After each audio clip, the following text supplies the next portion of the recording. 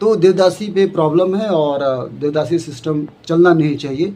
लेकिन अब मैं इसलिए तो कह रहा हूँ कि ब्राह्मण को माफ़ी मांगना चाहिए। हज़ारों वर्षों देवदासी सिस्टम चला आ रहा है। अभी मैं वारंगल गया था, वहाँ देवदासी सिस्टम को देखा, अपनी आँखों से देखा मैंने।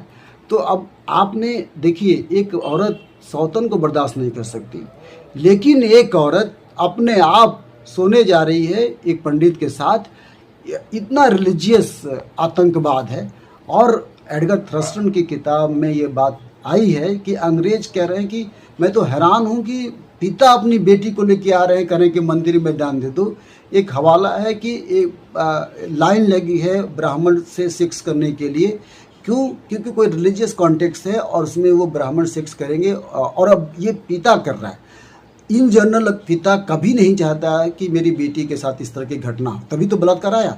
देखिए कितना धार्मिकता मन में भर दी गई है कि उसको एक्सेप्ट करना। जैसे इस्लाम में फॉर इंस्टेंस 4 शादी का कॉन्सेप्ट आया है और ये कहा गया है कि यदि कोई व्यक्ति चारों औरतों का भरण पोषण ठीक से कर सकता है पैसे के नाम पे, अगर एक व्यक्ति 4 औरतों का खर्चा चला सकता है तो 4 शादी वो कर सकता है। अब जरा सोचिए कि कोई भी औरत सौतन को बर्दाश्त नहीं, यहाँ तक कि मुस्लिम भी नहीं बर्दाश्त कर सकती, लेकिन वो 4 शादी कैसे बर्दाश्त कर रही हैं?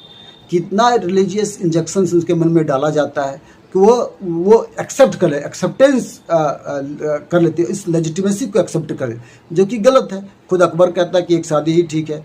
और अब देखने में आ भी रहा है, अगर मुस्लिम परिवार में जाएंगे तो मोस्टली हमारे जो साथी हैं सब 1 मैरिड सिस्टम है। और उनके बीच में भी तलाक का केस इसलिए बढ़ रहा है क्योंकि वो लड़कियां भी नहीं चाहती। जब से भारतीय संविधान बना, महिलाओं को अधिकार मिला। और आपको पता है कि ट्रिपल तलाक का केस आया, हलाला का केस आया। ये किसी भी मुस्लिम लड़की से आप पूछेंगे कि हलाला ठीक है तो कहेंगे नहीं ठीक है। किसी से कहेंगे कि 3 बार तलाक कह दें तलाक ठीक है, वो कहेंगे नहीं ठीक है। तो ये तो गलत है।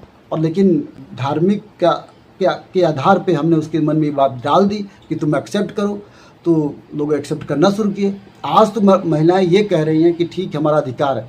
अलाउद्दीन खिलजी के समय में आपको पता है कि महिलाएं बेची जाती थी, वो खड़ी की जाती। मार्केट पॉलिसी में पढ़िएगा कि महिलाओं का कीमत 1 जितल था, 2 जितल था। उसमें ये भी लिखा जाता था कि सेक्स करने के लिए यौन सेक्स करने के लिए महिलाएं। तो जरा सोचिए उस जमाना कैसा था कि महिलाओं को तो यही नहीं पता था कि हमारा कोई अधिकार होगा।